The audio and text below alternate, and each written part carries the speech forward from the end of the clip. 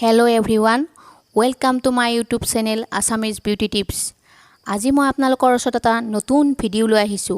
ভিডিওটো হেকলৈ চাব, তেতিয়া হলে আপোনালোকে বহুতো নজনা কথা জানিব পাৰিব। আপোনালোকলৈ এটা অনুৰোধ যাতে মোৰ চেনেলটো সাবস্ক্ৰাইব কৰে। মই আমাৰ দেশৰ উজ্জুৰি কিয় কলা পৰে আৰু তাক ঘৰুৱা উপায়েৰে কেনেকৈ আঁতৰ কৰিব পাৰি তাৰ ওপৰত আলোচনা কৰিম। ভিডিওটো অকনো স্কিপ নকৰাকৈ হেকলৈ চাব। বন্ধু-বান্ধৱীসকল, উজ্জুৰি হ'ল আমাৰ সৌন্দৰ্যৰ এক অবিচ্ছেদ্য অংগ। ওঠৰ ওপৰতে আমাৰ মানুহ এগৰাকীৰ ব্যক্তিত্ব পৰিস্ফুট হয়। শুকান মৰহি যোৱা কলা উজ্জুৰি আমাৰ মুখৰ সৌন্দৰ্য বিলোপ সাধন কৰে। যিহেতু আমাৰ উজ্জুৰি সকলোতকৈ সংবেদনশীল আৰু সেনচিটিভ, সেইকাৰণে আমাৰ সকলো বেয়া প্ৰভাৱ ওঠৰ ওপৰতে পৰা দেখা যায়। যিহেতু আমাৰ ওঠৰ ভিতৰত কোনো ঘাম উৎপন্ন কৰা গ্ৰন্থি নাথাকে, সেইকাৰণে আমাৰ উজ্জুৰি সদায় ময়শ্চাৰাইজাৰ কৰি ৰাখিব লাগে। তাৰ বাবে আমি সদায় ঘৰুৱাভাৱে ক্ৰীম বা লিপ বাম লগাব লাগে।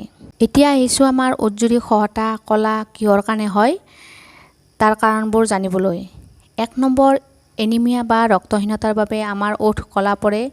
2 নম্বৰ, বেছি মেডিচিন ব্যৱহাৰ কৰিলেও আমাৰ ওঠ কলা পৰে। 3 নম্বৰ, যিকোনো বেয়া খাদ্য গ্ৰহণ কৰাৰ ফলতো আমাৰ ওঠ কলা পৰা দেখা যায়।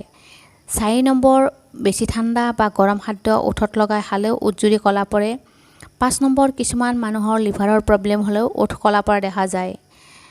6 নম্বৰ, চিগাৰেট বেছিকৈ খোৱা মানুহৰো উজ্জুৰি কলা পৰে। 7 নম্বৰ, ভিটামিনৰ অভাৱৰ কাৰণে আমাৰ উজ্জুৰি কলা হয়। 8 নম্বৰ, ৰ'দত বেছিকৈ পুৰিলেও আমাৰ উজ্জুৰি কলা হয়। 9 নম্বৰ, কম দামী বা কেমিকেলযুক্ত টুথপেষ্টৰ ব্যৱহাৰেও আমাৰ কেতিয়াবা ওঠ কলা পৰে। 10 নম্বৰ, বেছি মেকআপ, খস্তীয়া লিপষ্টিক, লাইনাৰ ব্যৱহাৰ আদিৰ বাবেও আমাৰ উজ্জুৰি কলা পৰাৰ এক অন্যতম কাৰণ। 11 নম্বৰ, বংশগত কাৰণতো আমাৰ ওঠ কলা পৰাৰ প্ৰব্লেম কেতিয়াবা হয়।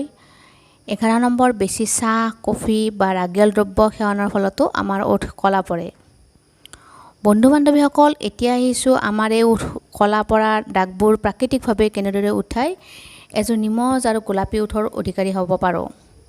1 নম্বৰ, আমাৰ ঘৰতে সহজতে পোৱা ৰঙা গোলাপ কেইপাহমান ছিঙি আনি তাৰ লগত বাটাৰ মিক্স কৰি লগালে আমাৰ কলা ওঠৰ সমস্যা একেবাৰে নোহোৱা হয়।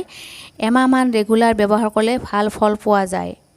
2 নম্বৰ, নেমু ৰসৰ লগত অকণমান চেনি মিক্স কৰি লাহে লাহে উজ্জুৰি মাছাজ কৰিলে ওঠৰ পৰা কলা ভাগ আঁতৰি যায়। লগতে আমাৰ উজ্জুৰি ৰক্ত সঞ্চালনৰ বৃদ্ধি হয় আৰু মৰা ছালবোৰ একেবাৰে আঁতৰি যায়। 3 নম্বৰ, গাখীৰৰ সৰৰ লগত মৌ সমান পৰিমাণৰ মিক্স কৰি লগালেও আমাৰ উজ্জুৰি কোমল হয় আৰু কলা দাগবোৰ একেবাৰে আঁতৰি যায়। 4 নম্বৰ, বিটৰ ৰসৰ লগত অকণমান গাখীৰৰ সৰ মিহলাই ৰাতি শোৱাৰ আগতে আমি উজ্জুৰিত মালিচ কৰিব লাগে। এনেকুৱা কৰিলে ওঠৰ পৰা কলা পৰা সমস্যা একেবাৰে নাইকিয়া হয়, গোলাপী আৰু নিমজ হয়।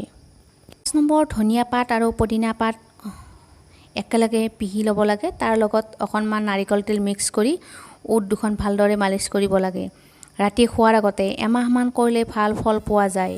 6 নম্বৰ, গোলাপ জলৰ লগত অকণমান মৌৰ লগত অকণমান নেমুৰ ৰস কটনত লৈ মালিচ কৰিলে আমাৰ ওঠৰ পৰা কলা দাগবোৰ একেবাৰে নোহোৱা হয় আৰু লগতে সুন্দৰ হয়। 7 নম্বৰ, নেমুৰ ৰসৰ লগত অকণমান কফি লগত অকণমান তিয়হৰ ৰস মিহলাই ওঠ মালিচ কৰিলেও আমাৰ কলা দাগৰ সমস্যা নাথাকে।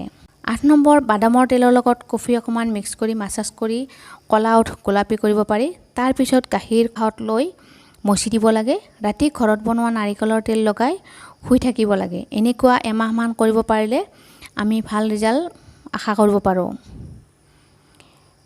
11 নম্বৰ, চেনিৰ গুড়ি কৰি তাৰ লগত 2 চামুচ অলিভ অইল, নেমুৰ ৰস একেলগে মিক্স কৰি লগাই ওঠৰ ওপৰত মাছাজ কৰিলে কলা দাগ একেবাৰে নোহোৱা হয়। বন্ধু-বান্ধৱীসকল, আজি মই ভিডিওটো ইয়াতে সামৰিছোঁ। ভিডিওটো শেষলৈ চোৱাৰ কাৰণে অশেষ ধন্যবাদ জনাইছোঁ। লগতে আমাৰ চেনেলটো ছাবস্ক্ৰাইব কৰিব, শ্বেয়াৰ কৰিব আৰু কমেণ্ট কৰিব।